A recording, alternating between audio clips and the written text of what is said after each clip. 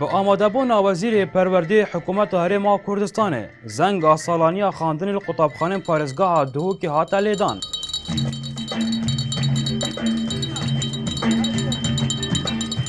Wezîrê Perwerdê jî aşkira kir ku ev sal milyonek û 700,000 qutabî bu ev sal di piştdarê prosesa perwerdê bin li Herêma Kurdistanê. Wezîrê Perwerdê ew jî aşkira kir ku 150,000 qutabiyên aware li Herêma Kurdistanê hene.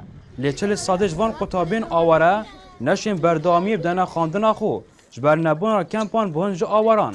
نزیکەی 150,000 ئاوارەمان هەیە ئەو 150 ئاوارانە هەندێکیان لە ناو کەمپەکانن و هەندێکیان لە قوتابخانەکانی ئێمە دەوام دەکەن و لەگەر ئەوەشدا دەکرێت بێم 140 بەداخەوە ئەو خوێندکار و قوتابیانە نەیانتوانیەوە هەلیان بۆ دروست نەبووە کە بستە قوتابخانەکەش ئەوەش پەیوەندی بەوە هەیە کات وەکو پێویست قوتابخانیان بۆ دروست نەکراوە یان کەمپیان بۆ دروست نەکراوە. Harîkarê Rêveberê Giştiyê Perwerda Parêzgeha Duhokê jî aşkira kir ku li Duhokê wan 450,000 qutabî hene û 1400 qutabxane. Lê wan li 26 qutabxanan kêşeya du dewamî û sêdewamî heye.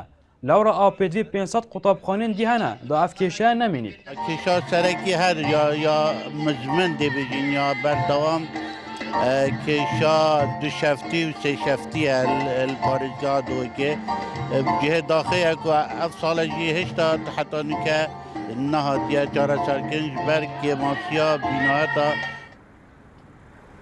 Serokê Lijna Perwerdê di civata Parêzgeha Duhokê da jî ragihand ku pêdiviya Wezareta Perwerdê cêwan mamostan pir biket yên molet wergirtîn ji ber ku di arîşiyan peyda ken. کێشە هەرا سەرەکیە نوکە مەکێ ماسیات مەوضوعی میلاکاتە دا هەی چینکی وەکی ئاماژە پێدای گەلک مامۆستایەتمە ئەڤروکەیت بەرەف ئۆڕۆپا ڤە چوین ئەڤە ژیا بۆیە کێشەکە مازن مە مەوعدێک وەرگرگەل جەنابێ وەزیری ئەڤروکە کە پشتی چەند ڕۆژێکی دیت سەردانا ئۆفیساویکەی و وەکیت بێژم درێژەهی وی گلە و گازندێت خەلکی خۆ گەهینینە وەزیری. Sala borî li vî demî piraniya qutabxanên Parêzgeha Duhokê pir bibûn ji awaran. Lewra kêşer hember destpêkirina prosesa xwandinê li Duhokê demê xwe destnîşankirî da peyda bibûn. Lê ev sal çîna kêşeya awaran kêşeya mamosteyên molet wergirtî dirûst bûye û valatît mîlakan da peyda kiriye. Bêwarhilmiyên artî Duhok.